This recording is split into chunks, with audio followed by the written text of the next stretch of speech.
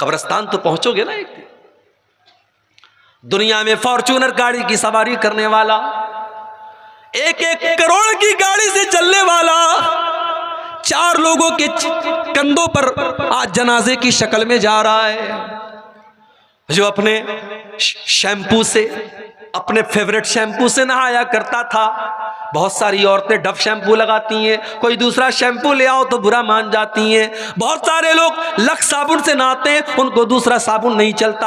आज मर गया, आज कोई कहने वाला नहीं है ये तो डव साबुन से नहाया करता था, आज इसको साबुन क्यों नहीं लगा रहे हो, कोई ये कहने वाला नहीं है। ये तो गर्म पानी से नहाया करता था, आज इसको ठंडे पानी से क्यों नहला रहे हो, कोई ये कहने वाला नहीं है इसको शैम्पू क्यों नहीं लगा रहे हो, ये तो शैम्पू लगाया करता था। इतना बेबस हो गया, इतना कमजोर हो गया, आज उसके बदन से कपड़े दूसरे उतार रहे हैं, आज उसको नंगा दूसरे लोग कर रहे हैं, आज उसके बदन पर दूसरे लोग पानी डाल रहे हैं। आज वो इस लायक भी नहीं है कि वो कुल्ली कर सके, वो नाक में पानी डाल सके, आज उसकी गंदगी को दूसरे लोग साफ कर रहे हैं। मर गया, घर वालों ने नहला दिया, अब कफन का नंबर आया। दुनिया में कपड़ा पहनता था तो दुकान पर जाकर के कहता था सबसे महंगा कपड़ा मुझे दिखाओ। 1000 रुपया मीटर वाला कपड़ा पहन करके वो निकलता था और अपने कपड़े का रोब झाड़ता था। आज मर गया तो मामूली कॉटन के कफन के कपड़े में, सूती कपड़े में उसको कफनाया जा रहा है। वो ये भी नहीं कहता है ओ लोगों मैं तो रेमंड का कपड़ा पहना करता था, मैं तो फला कंपनी का कपड़ा पहना करता था, मैं तो डेनिम की, मैं तो फला ब्रांड की जींस की पैंट पहना करता था। आज सारा ब्रांड हवा हो गया, आज सारी कंपनियां हवा हो गई, आज जिस कपड़े में कफनाया जाए वो कफनाया जा रहा है।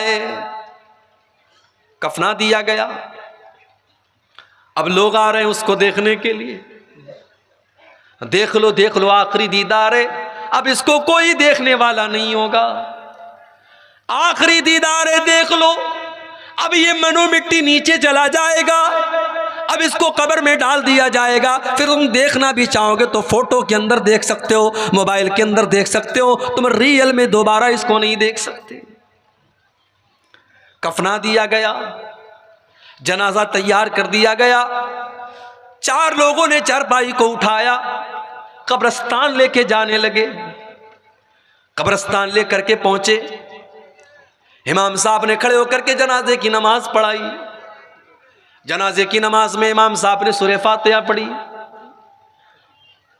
दरूद शरीफ पढ़ा, जनाजा की दुआएं पढ़ी, मुर्दे की मगफरत की दुआ की। चौथी तकबीर के बाद सलाम फेरा। कब्र तैयार हो चुकी है, कब्र के पास लाया गया, कब्र में उतारा गया, मिट्टी दे दी गई। सारे लोगों ने मिट्टी दे करके अपने हाथ झाड़ लिए और हाथ के साथ साथ अपना पल्ला भी झाड़ लिया।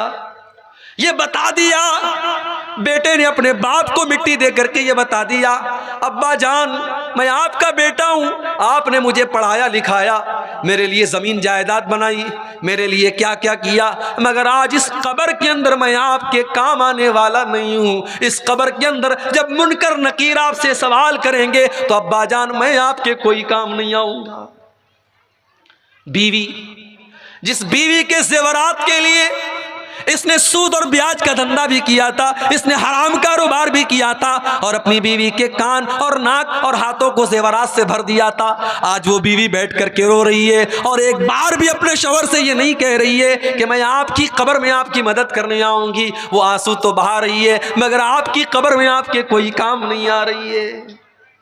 ओ लोगो, अगर इंसान सिर्फ अपनी मौत के ऊपर गौर करे उसे समझ में आ जाएगा ये दुनिया कितनी बेवफा है। वमल हयातुद दुनिया इल्ला मताउल गुरूर, ये दुनिया तो बेवफा है, ये दुनिया तो धोखे का सामान है। इस दुनिया को कोई मतलब नहीं कि आपकी आरज़ू क्या थी, आपके सपने क्या थे। आजकल तो जवान मौतें हो रही हैं। पहले यह था कि साहब आदमी 60 साल का हुआ, 70 साल का हुआ तब मौत होती थी। अब तो मौत तो हमेशा अपने टाइम पर ही आती है। हमको लगता है कि 60 साल में आदमी मर गया, 50 साल की उम्र में आदमी मर गया, मौत तो अपने टाइम पर आई है। इस वक्त जवान मौतें बहुत हो रही हैं। किसी को कैंसर हो गया, किसी को डेंगू हो गया, कोई एक्सीडेंट में मर गया। इलाहाबाद की सरजमीन हमारे यूपी के अंदर है। डॉक्टर मोहसिन नाम का एक नौजवान लड़का, हट्टा कट्टा खूबसूरत लड़का, 1 साल पहले मुझे जलसे में मिलता है। मैं मना करता हूं फिर भी मेरे साथ सेल्फी लेता है, अपना मोबाइल नंबर मुझे देता है, मुझसे कांटेक्ट में रहता है। कौम की खिदमत करने का जज्बा भी उसके अंदर है। 1 साल का पीरियड भी नहीं गुजरा, फेसबुक के ऊपर पोस्ट आती है डॉक्टर मोहसिन की, मुझे डेंगू हो गया है, मेरे हक में दुआ करें। 3 दिन के बाद मैसेज आता है, डॉक्टर मोहसिन का इंतकाल हो गया, उसकी मगफरत की दुआ करें। डॉक्टर मोहसिन ने क्या सोचा होगा, मैं इस जवानी की आलम में, जबकि अभी तो मेरी शादी भी नहीं हुई, मेरे माँ बाप ने मेरी शादी का सपना देखा था, मेरा रिश्ता तय हुआ था, मैं किसी का दामाद बनने वाला था। क्या डॉक्टर मोहसिन ने यह सोचा था कि आज मैं मौत के घाट उतर जाऊंगा और शादी का दिन भी मैं नहीं देख पाऊंगा, मैं दुनिया से इसी हाल में चला जाऊंगा।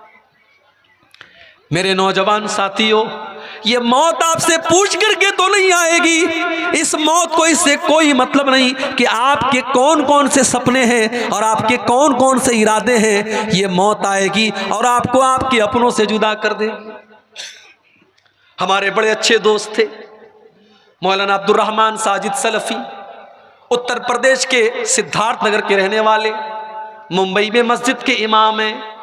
तकरीर करने के लिए पूना जाते हैं, रात में तकरीर करके वापस लौट रहे हैं, टैक्सी के ऊपर सवार हैं, एक्सीडेंट हो जाता है, इंतकाल हो जाता है, खूबसूरत चेहरा लहूलुहान हो जाता है, जो देखता है उसकी आंखों में आंसू आ जाते हैं। लेकिन मेरे प्यारे भाइयों, मौत को कोई तरस नहीं आता, मौत को कोई रहम नहीं आता, मौत का फरिश्ता इसको उससे कोई मतलब नहीं कि आपका 1.5 साल का बच्चा आपका इंतजार कर रहा है, अभी आपकी नई नई शादी हुई है, अभी आपकी जवान बेवा आपका इंतजार कर रही होगी, आपके माँ बाप आपका इंतजार कर रहे हैं, अभी तो आपने मकान भी नहीं बनाया, अभी तो आपने जिंदगी में बहुत सारे सपने पूरे नहीं किए। मौत आएगी और आपके सारे सपनों को चकनाचूर कर देगी। अल्हाकुमुत्तकासुर हत्ता ज़ुरतुमुल मकाबिर। मेरे बंदो, तुम कितना भागोगे, कितना भागोगे, तुम अल्लाह से भाग करके कहां जाओगे? हत्ता ज़ुरतुमुल मकाबिर, एक दिन तो तुमको कब्रिस्तान आना है। हम तो इतने बेरहम हो गए, हम तो कब्रिस्तान में भी बैठ करके मोबाइल पर गर्लफ्रेंड से बातें कर रहे हैं। हम तो इतने बेरहम हो गए कि कब्रिस्तान पर बैठ करके गीबत और चुगली हो रही है, और कब्रिस्तान पे बैठ करके जुआ खेला जा रहा है, और कब्रिस्तान में बैठ करके शराब पी जा रही है। हमें तो कब्रिस्तान में भी मौत याद नहीं आती। ओ लोगों, मेरे नबी को तो कब्र को देख करके मौत याद आ जाती थी। इब्ने माजा की रिवायत है, एक अंसारी सहाबी का जनाजा है, जनाजे को कब्र में उतारा जा रहा है। अल्लाह के प्यारे नबी अपने सहाबा के साथ कब्र के पास बैठे हुए हैं, और आप की आंखों से आंसू बहने लगते हैं, और इतना रोते हत्ता बल्लसरा, वहां की जमीन आपके आंसुओं से भीग जाती है। उसके बाद आप कब्र की तरफ इशारा करके कहते हैं, लिमिस्लि हाज़ा फ़अइदू या इख़वानी, ऐ मेरे सहाबा, इस कब्र की तैयारी करो, यहां तुमको आना है। ओ लोगों, हम तो इतने कठोर दिल हो गए, हमको तो कब्र देख करके भी मौत याद नहीं आती। हत्ता ज़ुरतुमुल मकाबिर, कब्रिस्तान तो तुमको जाना है। इंसान बहुत तरक्की कर गया, बड़े बड़े हॉस्पिटल खुल गए, कटिहार में, किशनगंज में, दिल्ली में, मुंबई में, मगर आज भी डॉक्टर के पास मौत का कोई इलाज नहीं है। एक टाइम ऐसा आता है, डॉक्टर कहता है साहब मरीज को ले जाओ, अब इसको दवा की नहीं, इसको दुआ की जरूरत है। एक ऐसा टाइम आता है, डॉक्टर भी अपने, पुलिस वाला भी अपने सर की टोपी उतार देता है, और डॉक्टर भी अपने सर का रुमाल खोल देता है और कहता है अब इनके पास, मेरे पास इनका कोई इलाज नहीं, इनकी मौत का टाइम आ चुका है। इसीलिए अल्लाह कुरान में सूरह वाक़िया के अंदर फरमाता है, कल्ला इज़ा बलगतिल हुल्क़ूम व अंतुम हीनइज़िन तंज़ुरून। मेरे बंदो, जब मौत का टाइम आता है, जब रूह के निकलने का टाइम आता है, फलौला इज़ा बलगतिल हुल्क़ूम व अंतुम हीनइज़िन तंजुरून, तुम अपनी आंखों से देख रहे हो कि एक इंसान दुनिया से जा रहा है, उसकी मौत का टाइम करीब है। व नहनु अक़रबु इलैहि मिनकुम वलाकिन ला तुबसिरून। बीवी ये समझती है कि शौहर के सबसे करीब मैं बैठी हूँ, बेटा ये समझता है कि बाप के सबसे करीब मैं बैठा हूँ। अल्लाह कहता है कि तुमसे ज़्यादा करीब तो हम हैं, उस मरने वाले से तुमसे ज़्यादा करीब तो हम हैं, लेकिन तुमको नज़र नहीं आता, हम तो उस मरने वाले के तुमसे भी ज़्यादा करीब हैं। फलौला इन कुंतुम गैर मदीनीन तरजिऊनहा इन कुंतुम सादिकीन। अगर तुम्हें ये लगता है कि तुम्हारे ऊपर अल्लाह का पावर नहीं है, अल्लाह की ताकत नहीं है, तो ज़रा मरने वाले की रूह को वापस डाल करके दिखा दो, ज़रा मौत से उसको बचा करके दिखा दो। तुम नहीं दिखा सकते, मौत से बच नहीं सकते तो। और इसीलिए अल्लाह ने अपने नबियों को भी मौत के घाट उतारा, नबियों को भी मौत आई। सुलेमान अलैहिस्सलाम इतने बड़े नबी हैं, जिन्नात उनके कंट्रोल में है और जिन्नात उनके हुक्म से बैतुल मुक़द्दस की तामीर कर रहे हैं। हज़रत सुलेमान उनको डायरेक्शन दे रहे हैं और जिन्नात बैतुल मुक़द्दस की तामीर कर रहे हैं। सुलेमान अलैहिस्सलाम लाठी के सहारे खड़े हैं और उनको डायरेक्शन दे रहे हैं, और उसी हाल में सुलेमान अलैहिस्सलाम को मौत आ गई। लाठी पर टेक लगा करके खड़े थे, मौत आ गई, इंतकाल हो गया सुलेमान अलैहिस्सलाम का। आंखें खुली है, जिन्नात ये समझ रहे हैं कि सुलेमान अलैहिस्सलाम देख रहे हैं, वो फटाफट फटाफट अपना काम कर रहे हैं। कुरान करीम में अल्लाह ने फरमाया फलम्मा क़ज़ैना अलैहिल मौता मा दल्लहुम अला मौतिही इल्ला दाब्बतुल अर्दि ताकुलु मिन साता। जब सुलेमान की मौत का फैसला हमने कर दिया तो जिन्नात को उनकी मौत के बारे में पता भी नहीं चला।